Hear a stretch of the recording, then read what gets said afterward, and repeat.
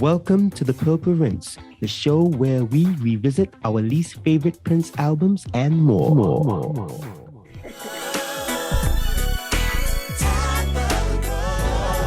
Okay, White Mansion. I don't know if you guys would be surprised to hear this, but You liked it?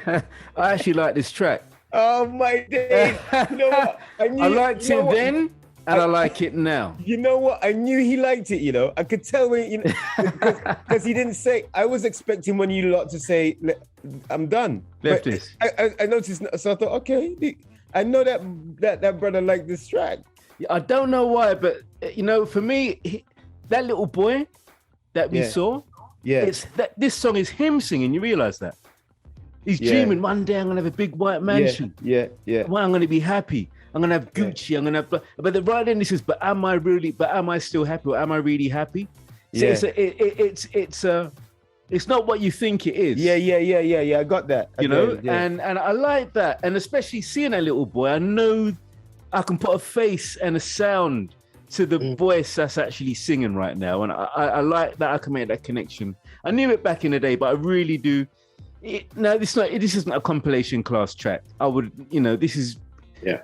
I'm not going to put this on a tape or on any mix, really. But I've got to say, there's something kind of charming about this song. Kind of sweet and simple and charming. This one person, one day I'm going to have a white mansion at the top of the road. It's going to be cool. I'm going to be there. But am I really going to be happy? Is it really going to make me happy? Just the simple concept of the track just works for me. It's not big. It's just a very small, simple, contained little idea. And I just kind of there's something charming about it. That's me. That's me on White Mansion. What say you, brothers? Yeah, it's I understand everything you said.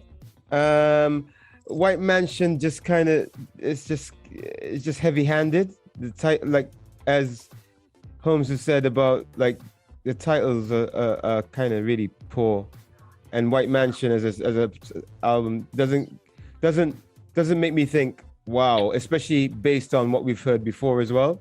I'm not thinking he's gonna come up with something really, really heavy, and not that everything needs to be heavy. But yeah, I mean, I remember it when, and I think I liked it more then than now. I was a little bit sort of distracted, a little bit. I remember hearing the melody at first when I first heard it, and I kind of thought it was really cool, and now I just was slightly bored. That's all I got to say. There's definitely elements about. I don't like the snare in this. There's that annoying snare in these tracks, but I definitely like the funky elements of it. You know what I mean? Like if this was played with a live band and playing the exact same things, it would really, note for note, it would. But just the sound of things, you know what I mean, didn't sound that good. But and also I felt a bit of melancholy vibe. Like he sounds kind of sad, you know what I mean, in this song. There's almost like it's the hangover of this emancipation. It's like we're saying free too late in a way. But the thing is that the interesting lyric is that you want me to sell my publishing? What a laugh.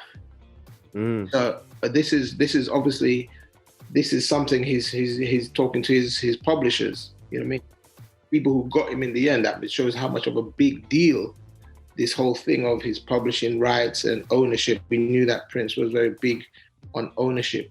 So there's a kind of there's a kind of thing where someone is striving to be where they want to be, but not actually maybe not in their head and not being able to be there. Like it's almost like it's just like the same thing I said, free but free too late, and you're not really free because there's some things that you're not happy with. When you're truly free, you don't even have to talk about things like that because you're just free. You know what I mean? You're free of that, but there's hangover. I feel like there's some kind of hangover. And so when I listen to this song, I like the funky elements of it, but I can hear sadness. I can hear some sadness in it. You know what I mean? Yeah. Like it's something that is not really settled, and there's like some goals, something that he wants to achieve that he's not really achieving. You know what I mean? Maybe he feels that.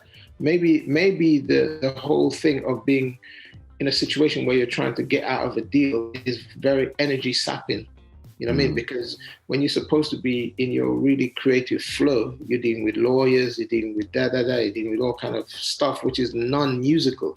You know, this fight that you have to do. So when you finally get to go back to what you're really doing, you're taking a bit of this baggage. It's a bit of this trauma of whatever you've been through, or the unhappiness that you've been through that you're taking with you.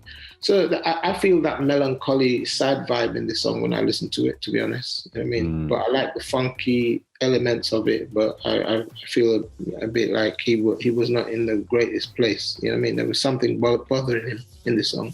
That's what I feel.